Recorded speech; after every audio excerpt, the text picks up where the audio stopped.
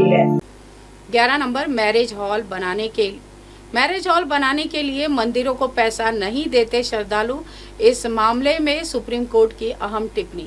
Supreme court ने मंदिरों को मिले धन को सार्वजनिक या सरकारी धन नहीं मानने का मद्रास हाईकोर्ट का आदेश बरकरार रखते हुए मंगलवार को कहा है कि श्रद्धालुओं से मिले पैसे का इस्तेमाल विवाह मंडप बनाने के लिए नहीं किया जा सकता। तमिलनाडु में विभिन्न स्थानों पर स्थित 5 मंदिरों के पैसों से विवाह मंडप बनाने के सरकारी आदेशों को रद्द कर दिया था। केंद्र अगर सुविधाएं नहीं दे सकता तो न्यायाधिकरणों को समाप्त कर दे, सुप्रीम कोर्ट की अहम टिप्पणी। सेवानिवृत्ति के बाद हाई कोर्ट के पूर्व न्यायाधीशों के न्यायाधिकरणों में सेवाएं देने के प्रति अनिच्छा का कारण सुप्रीम कोर्ट ने उचित सुविधाओं की कमी को बताया है। कोर्ट ने कहा है कि अगर केंद्र सरकार सुविधाएं प्रदान करने में असमर्थ है तो उसे ऐसे सभी न्यायाधिकरणों को खत्म कर देना चाहिए और सभी मामलों को हाई कोर्टों को भेज देना चाहिए। जीएसटी में कटौती के बाद सरकार का एक और बड़ा फैसला 22 सितंबर से ये काम करना होगा जरूरी। सरकार यह सुनिश्चित करना चाहती है कि जीएसटी की नई दरों का लाभ जनता को मिले। 22 सितंबर से तेल, शैम्पू, साबुन, दवाओं जैसे आइटम के नए दाम दुकानों के बाहर प्रदर्शित किए जाएंगे। जीएसटी काउंसिल ने 400 से अधिक आइटम की दरों में बदलाव किया है, जिसमें पैक्ड फूड और सस्ते होंगे। निर्माताओं को विज्ञापन द्वारा नई दरों की जानकारी देने को कहा गया है। युद्ध की पारंपरिक अवधारणाओं से आगे बढ़े भारतीय सशस्त्र बलों के सम्मेलन में बोले राजनाथ सिंह। रक्षा मंत्री राजनाथ सिंह ने सशस्त्र बलों से युद्ध की पारंपरिक अवधारणाओं से आगे बढ़कर अपरंपरागत खतरों से निपटने के लिए तैयार रहने को कहा है। उन्होंने कोलकाता में संयुक्त कमांडर सम्मेलन में वैश्विक अस्थिरता को बदलते सुरक्षा परिदृश्य के बीच भारत की सुरक्षा व्यवस्था पर ध्यान देने की बात कही। 4 ज्योतिर्लिंग के दर्शन, स्टैच्यू ऑफ यूनिटी का नजारा, रेलवे ने शुरू की स्पेशल ट्रेन। रेलवे भारत गौरव एक्सप्रेस के माध्यम से 4 ज्योतिर्लिंगों और स्टैच्यू ऑफ यूनिटी की यात्रा कराएगा। यह यात्रा 25 अक्टूबर को अमृतसर से शुरू होकर 9 दिनों तक चलेगी, जिसमें कई शहरों में यात्री सवार हो सकेंगे। यात्रियों को महाकालेश्वर, ओमकारेश्वर, नागेश्वर और सोमनाथ ज्योतिर्लिंगों के साथ द्वारकाधीश मंदिर और स्टैच्यू ऑफ यूनिटी के दर्शन कराए जाएंगे। मैं देश नहीं झुकने दूंगा, यही समय है। व्यंग्यधार से लेकर काव्यधारा तक सजे हैं मोदी की संघर्ष गाथा के पन्ने।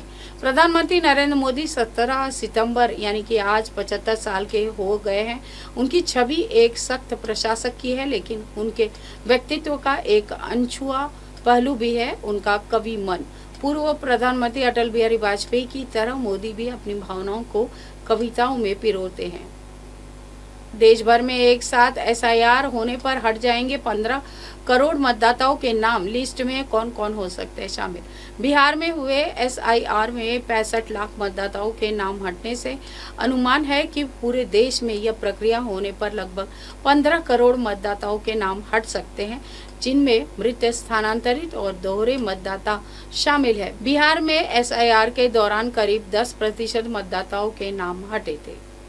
सूर्य उपासना का पर्व छठ अब बनेगा वैश्विक धरोहर, जल्द यूनेस्को की सूची में हो सकता है शामिल।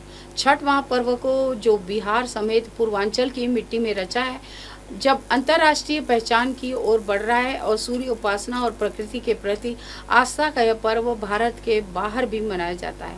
इसे यूनेस्को की सांस्कृतिक धरोहर की सूची में शामिल कराने की प्रक्रिया शुरू हो गई है। संस्कृति मंत्रालय ने इस पहल में कई देशों के राजनयिकों से सहयोग मांगा है। हिमाचल उत्तराखंड में भारी बारिश का अलर्ट, दिल्ली से राजस्थान तक कैसे रहेगा मौसम? हिमाचल प्रदेश और उत्तराखंड में भारी बारिश ने तबाही मचाई है, जिसका कारण मौसम विशेषज्ञों ने सूखी पछुआ और नमी भरी पूर्वाई हवाओं का टकराव बताया है। देहरादून में बारिश से 5 लोगों की जान गई और कई लोग फंसे रह गए, जबकि मंडी में भूस्खलन से एक परिवार के 3 सदस्यों की मौत होगी। मौसम विभाग के अनुसार यह स्थिति अगले 24 घंटे तक बनी रह सकती है।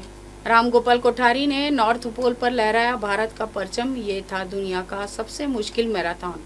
44 वर्षीय राम गोपाल का अगला लक्ष्य जनवरी 2026 में आयोजित होने वाली वर्ल्ड मैराथन चैंपियनशिप है, जो 7-7 के नाम से भी जाना जाता है। इसके तहत प्रत्येक महाद्वीप में लगातार 7 दिन 42 किलोमीटर दौड़ना पड़ता है।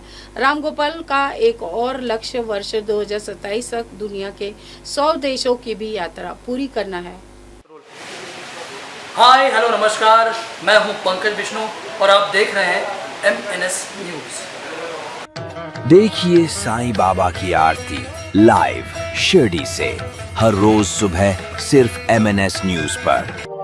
आप देख रहे हैं MNS न्यूज, सच जरूर।